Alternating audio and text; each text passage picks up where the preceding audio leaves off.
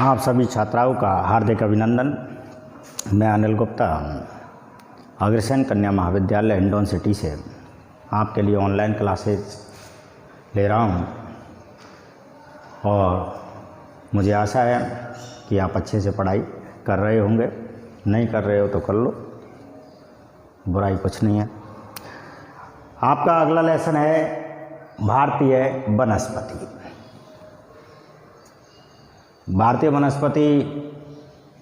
वनस्पति का मतलब वनों से है कि कौन कौन से वन की स्थिति भारत में है। तो यहाँ पर मुख्य रूप से हमने 8 वनस्पतियों का नाम यहाँ पर लिया है, जिसमें आपके है उष्णकटिबंधीय सदाबहार सदापर्णी वनस्पति, उष्णकटिबंधीय आर्द्र मानसूनी पतझड़ वनस्पति, उष्णकटिबंधीय शुष्क मानसूनी पतझड़ वनस्पति, मरुस्थलीय वनस्पति, ज्वारीय वनस्पति, पर्वतीय वनस्पति, आर्द्र एवं उपोष्ण पहाड़ी वनस्पति, आर्द्र एवं शीतोष्ण पहाड़ी वनस्पति।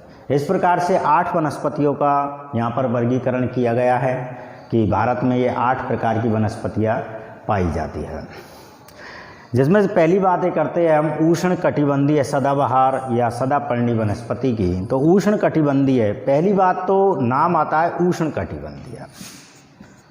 उष्णकटिबंधीय क्या है ये, किसे कहते हैं उष्णकटिबंधीय? ज्योग्राफिकल नेम है उष्णकटिबंधीय। तो हमारे भारत का जो अक्षांशीय विस्तार है, अक्षांशीय विस्तार देखा जाए तो इस प्रकार से जो भूमध्य रेखा है, भूमध्य रेखा के आर्द्र उपोष्ण और उष्ण, उष्ण आती है आपकी कर्क रेखा पर, कर्क रेखा के आसपास, कर्क रेखा 23.5 डिग्री अक्षांश पर है, इससे लगभग आपके 30 डिग्री अक्षांश तक, और नीचे आपके 10 या 8 डिग्री अक्षांश तक का जो भाग होता है वो उष्णकटिबंधीय अक्षांश के अंतर्गत आता है। हमारा भारत ही नहीं है इसके अंतर्गत। कर्क रेखा पर जितने भी देश हैं सभी का वर्गीकरण उष्णकटिबंधीय के रूप में होता है। तो भारत कर्क रेखा पर स्थित है, कर्क रेखा यहाँ से गुजरती है, इसलिए इसकी जो जलवायु है, जो जलवायु मानी जाएगी भारत की, वो मानी जाएगी उष्णकटिबंधीय।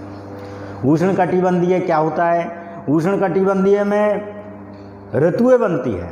पहली बात तो इसमें ऋतुएं आएंगी, शीत ऋतु भी आएगी, ग्रीष्म ऋतु भी आएगी, वर्षा ऋतु भी आती है। दूसरी जो जिसमें गर्मी भी है और शीतकाल भी है, दोनों के मध्य का जो भाग होता है, लगभग इस जगह पर ग्रीष्म काल की अधिकता पाई जाती है, उसे बोलते हैं हम उष्णकटिबंधीय।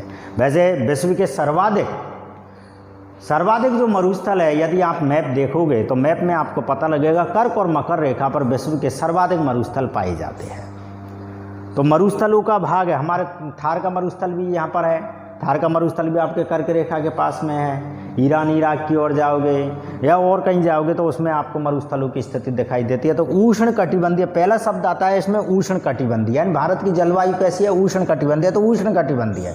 दूसरे नंबर पर शब्द आ रहा है आपका सदाबहार। सदाबहार किसे कहते हैं? सदाबहार जो हमेशा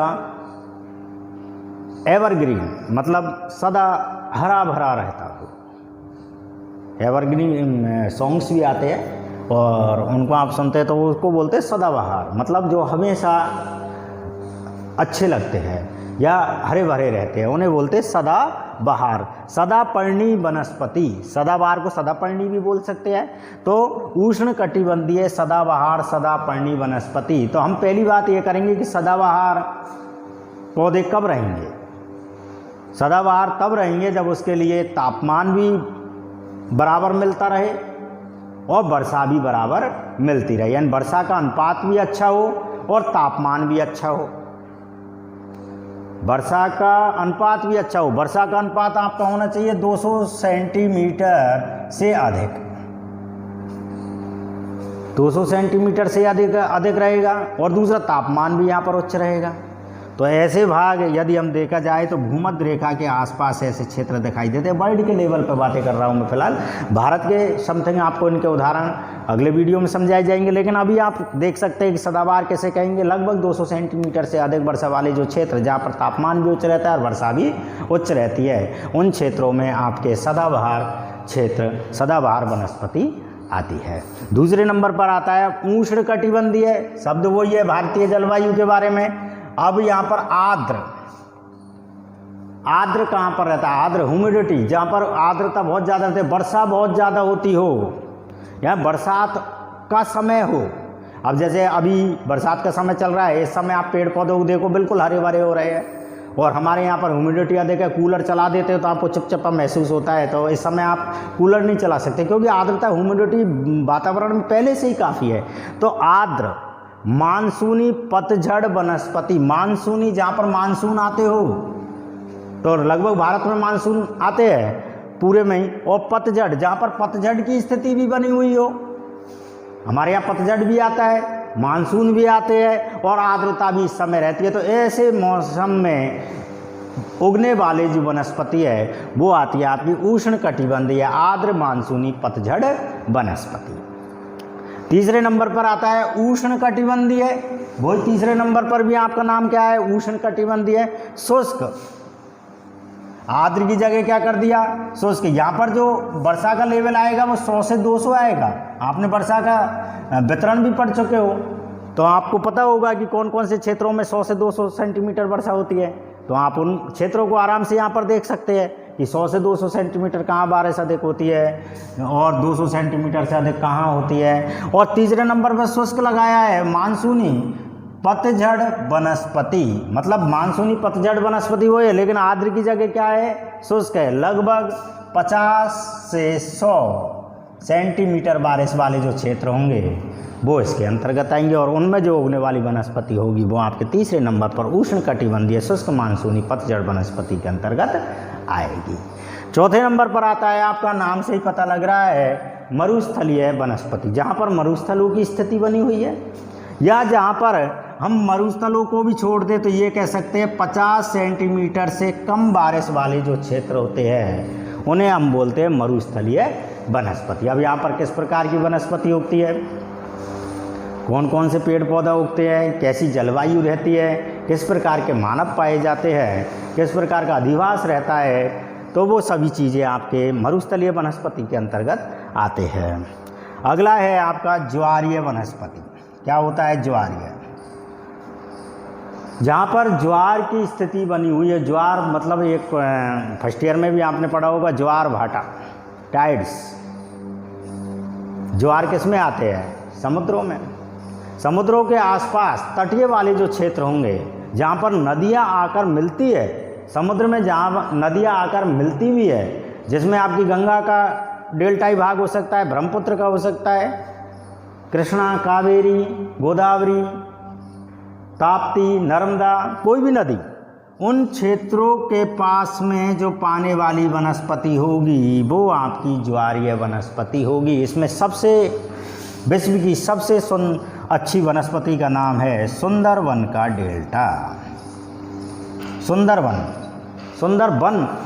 सुंदरवन मतलब बहुत से पेड़ पौधे यहाँ पर उगे हुए, बहुत सुंदर लगते हैं, ज़्यादा ऊंचाई भी नहीं होती है। भारत में इनको फेफड़ों के रूप में कहा जाता है। फेफड़े, जैसे हमारे फेफड़े होते हैं ना, ऑक्सीजन का कार्य करते हैं, यानी हमें ऑक्सीजन बहुत ज़्यादा देते हैं ये, तो ये ऑक्सीजन, तो ये आपके ज्वारीय वनस्पति के अंतर्गत आते हैं। अगला है आपका पर्वतीय वनस्पति। पर्वतीय वनस्पति, तो पर्वत तो आपके भारत में बहुत ऊंचे भी है, बहुत नीचे भी है, बहुत मीडियम भी है। अरावली पर्वतमाला बहुत छोटी है जबकि हिमालय बहुत बड़ी है। तो इनकी ऊंचाई के अनुसार भी इनका वर्गीकरण होता है कि कितनी 4500 मीटर की ऊंचाई पर किस प्रकार की वनस्पति पाई जाएगी, 6000 मीटर की ऊंचाई पर किस प्रकार की वनस्पति पाएगी, 3000 की कैसी होगी, 1500 पर कैसी होगी, 600 पर किस प्रकार से होगी।